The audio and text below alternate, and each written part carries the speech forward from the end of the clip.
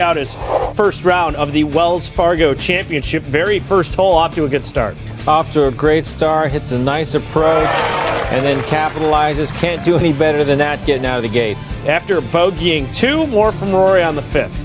And this is the one thing that we've all been waiting to see, is Rory holing a few extra putts. Makes a nice one there, slides it in the right edge. On the par 4 11th, Rory now at 3 under par. Here's his second.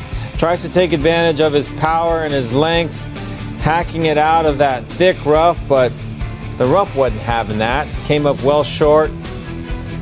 Trying to save his par. Only 14 bogeys on the 11th hole today, and that was one of them. So dropping back to 2 under par. The short par 4 14th, Rory in the greenside bunker. Trying to get some spin on that. Beautifully executed. There wasn't much room to work with, and he just played a very nice shot.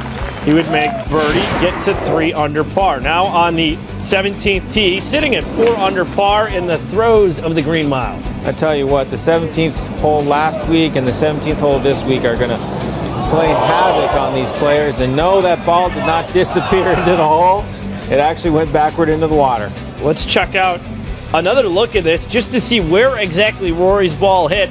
Right on top of that rock wall, bounces straight up and back into the water, so you could maybe argue an unfortunate break. Still had this for bogey. Yeah, and it didn't look like too terrible a putt. I mean, he might have pulled it a little, but it just got going in the wrong direction, and the slope got it, and what a poor hole. Now today's save presented by Geico. Rory on the par 4 18th hit his drive left to the hazard.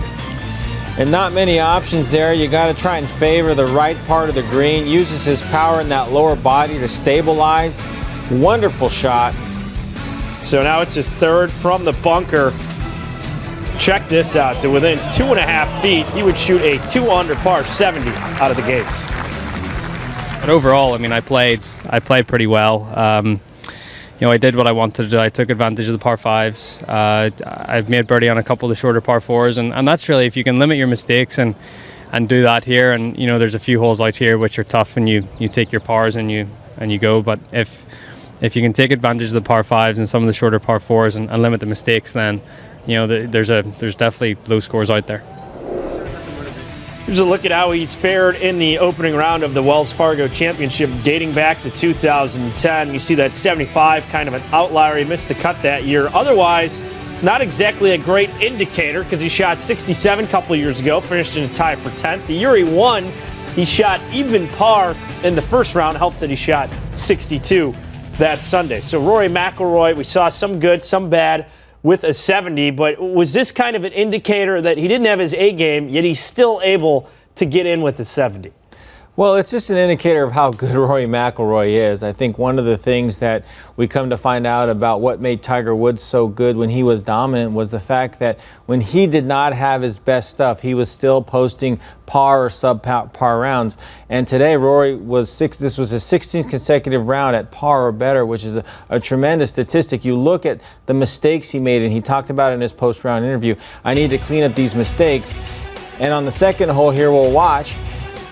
Not a very difficult chip, but plenty of green to work with, and just comes a little bit up and under it, and that would lead to a bogey. We move on to the 6th hole, and if you just watch from his body language, you would think, wow, where's this ball going? I mean, when I do that, it's going in the bunker or the water or someplace like this, but when you're that good and you're swinging that well, your ball is still in play.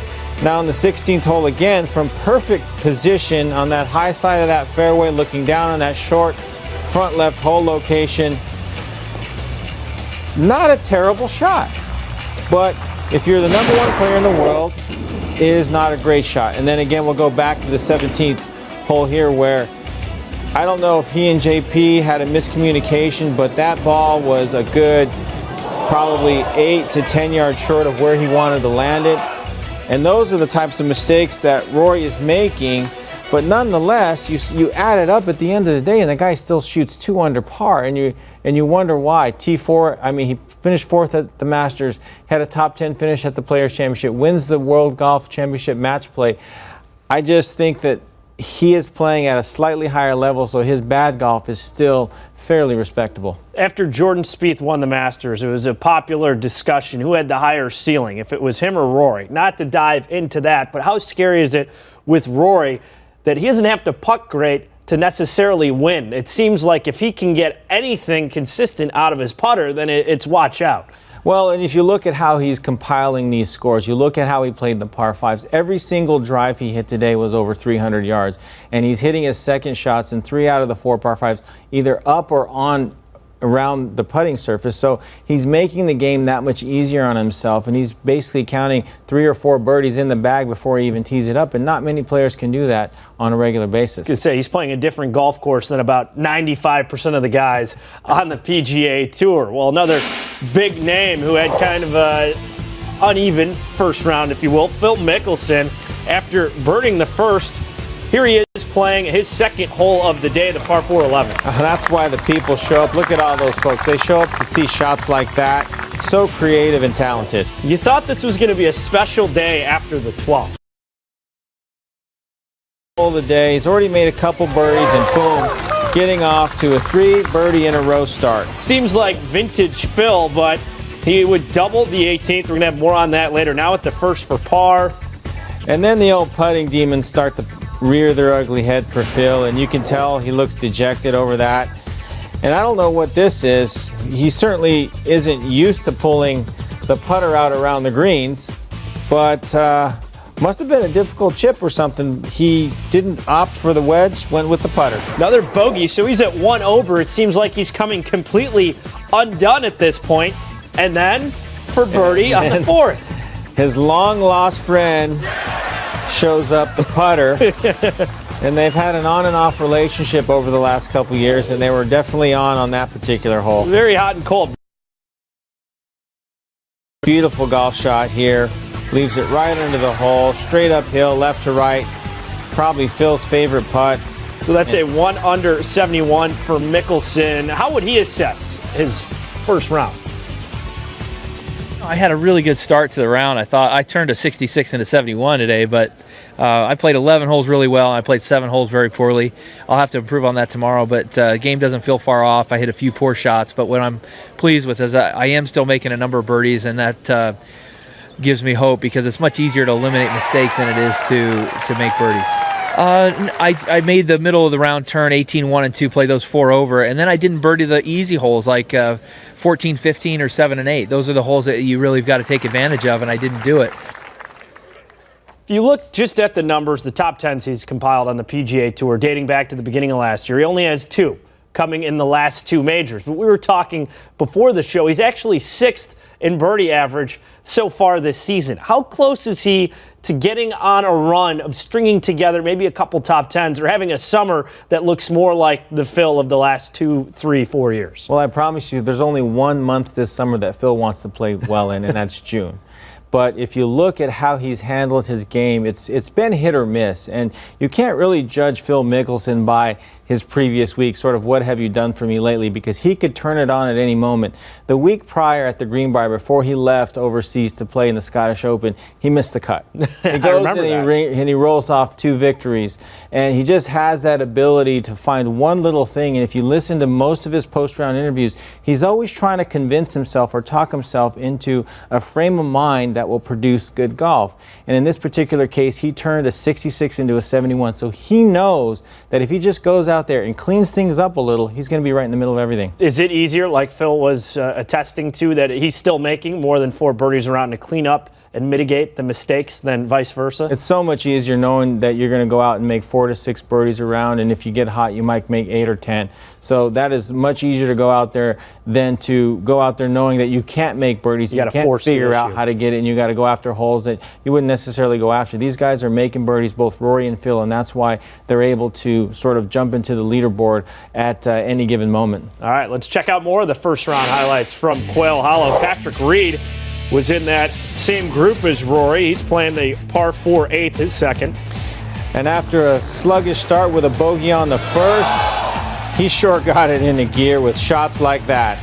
That was his 4th straight birdie, got him to 4 under par. On the 14th, another approach. Well, anytime Patrick Reed's got the ball above his feet to a Always going to hit a good shot. He just sees it so well, traps that ball so nicely, and controls the distance perfectly. 6 under par 66. Robert Streb, though, did him one better for birdie on the 5th. Nobody played as effectively today as Robert Streb. 7 birdies, as you saw there, against no bogeys. It was the real Strebber with a 7 under par 67. That's the low number, and you see Ricky Barnes, a nice start as well, 5 under 67, and Webb Simpson, little local knowledge, he's a member of Quail Hollow, he also shot. Well, the aptly named Green Mile at Quail Hollow is the stretch of 16 through 18. Look at the contrast from 1 to 15 on how this course played, Noda, and then the Green Mile really sinks into the field. Man, it takes its toll. Last year had the top 2 hardest holes on the golf course. This year has the top 2 hardest holes on the golf course. All right, let's check out some of the action from the Green Mile. Trevor Immelman hit his second shot along the bank of water. He's knee deep. Oh, and he almost got another chance to do it again. And if you're going to take your pants off, you got to make it worth it. You know it would get up and down for bogey. John Merrick, par 3, 17th. This is one of the highlights of the day. Yeah, no excuses here for the flag, and John Merrick takes advantage. And that would be the best shot of the day. Get some. That's a birdie for Merrick on the 17th. Par 4, 18th. We had teased Phil Mickelson, had an adventurous. Well, lefty went right, and the righty McIlroy we saw earlier went left, and both played well right of the green, which is where you have to play, and then you just got to try and make your fortune from there. This was Mickelson's 4th because he put his tee shot in the hazard. Not that great. Rolls to the other side of the green. Lefty trying to put the stopgap here and drill this from 31 feet out just for bogey. Yeah, and he's not alone. This hole just wreaked havoc on so many of the players in the field, and it's mainly because of the tee shot to find the fairway. And Mickelson's career performance on the Green Mile very close to that of what the field experiences. A lot of success on 1 through 15, and then 16, 17, and 18 have had his number at 38 over par. Some of the notable scores out in Charlotte, North Carolina, defending champ J.B. Holmes at 3 under 69. Adam Scott matched Phil Mickelson shot for shot, also shot a 71 out of the gates. Robert Streb, though, 65, the low number. Pretty pleased with day one. It's been a little bit of a struggle for a few months, but kind of felt like last week kind of got it going in the right direction a little bit. Had a good finish on Sunday, so it gave me a little bit of confidence going into this week, which was nice. It's always nice to start off with a nice 66, but no, I felt like recently my driver's been kind of letting me down. I felt like today I was able to keep it in play. Even when I missed a fairway, I still had a pretty clean shot to the green, and the putter's been working, so hopefully I can just continue doing the same thing.